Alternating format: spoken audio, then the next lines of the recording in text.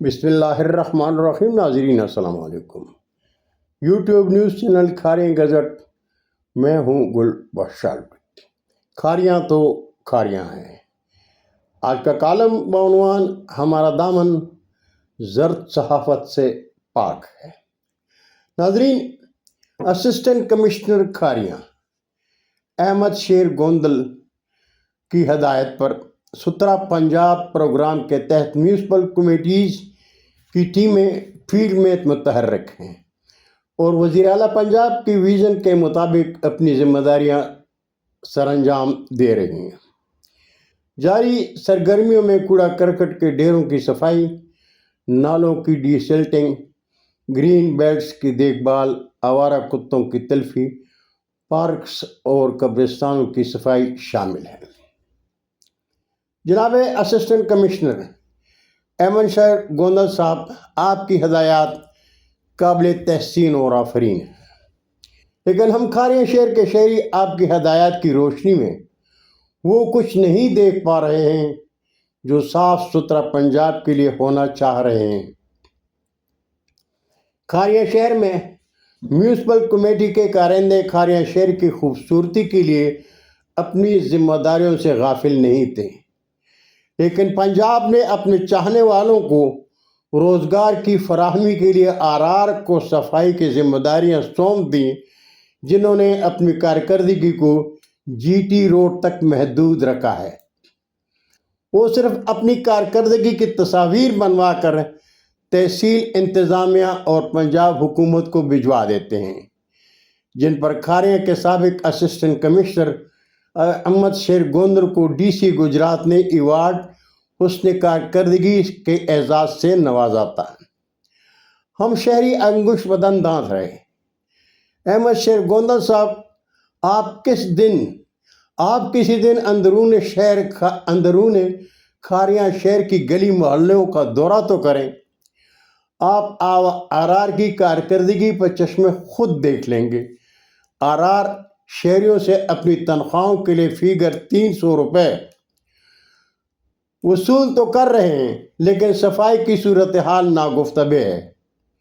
آپ آرآر کی کارکردگی تصویر میں نہیں، فیلڈ میں جا کر دیکھیں تو ہم شہریوں کا آرآر کے خلاف ماتم کا یقین آ جائے گا.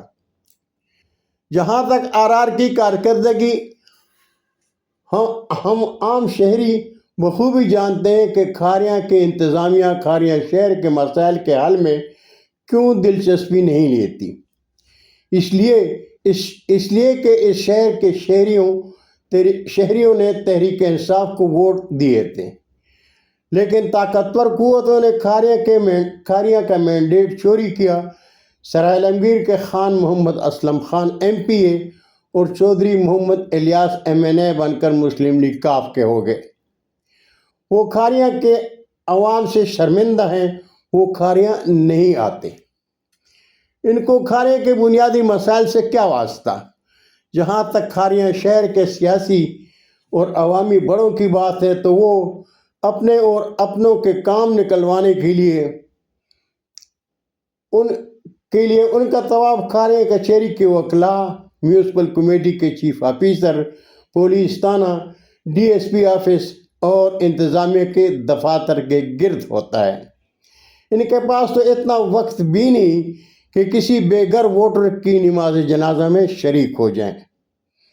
کھاریاں کے اخبار نویس کھاریاں کے مسائل، انتظامیہ کی بے حسی اور عام شہریوں کی بے بسی پر ماتم کرتے رہتے ہیں، لیکن ان کی ہر آواز صدا و صحرا اور تحریر کو زرد صحافت قرار دے کر نظر انداز کر دیا جاتا ہے. لیکن اس کے باوجود وہ لکھتے ہیں اور بولتے ہیں، اس لیے کہ وہ اپنی خاموشی کو صحافت کی توہین سمجھتے ہیں. وہ سچ لکھتے ہیں، اس کے باوجود کہ دور حاضر میں اشرافیہ کی نظر میں سچائی صرف جرم ہی نہیں، حکومت وقت سے بغاوت کے مترادف ہے. لیکن ہمارا رازق ہمارا خدا ہے، اس لیے ہمارا دامن زرد صحافت سے پاک ہے. صحافی قلم اٹھائیں گے، شہر کے بڑوں، درباری سیاستدانوں، नज़रियाती ग़ुलामों, मौका परस्त बल्दियाती नुमाइंदों और चापलूसी में मदहोश इंतज़ामिया को शहर नापुरसा खारियाँ का आईना दिखाते रहेंगे इंशाअल्लाह। बहुत शुक्रिया नाज़रीन, ये तो आज का कलम। इंशाअल्लाह ज़िंदगी ने साथ दिया तो बरकी राब्ते में एक बार फिर मुलाकात होगी। जाते जाते दरख्वास्त ज़रूर करूँगा कि मेरे चैनल को सब्सक्राइब करें, दोस्तों के साथ शेयर करें और चैनल की घंटी ज़रूर बजाएं। अल्लाह हम सब के पाकिस्तान का हामी और नासर हो। पाकिस्तान जिंदाबाद।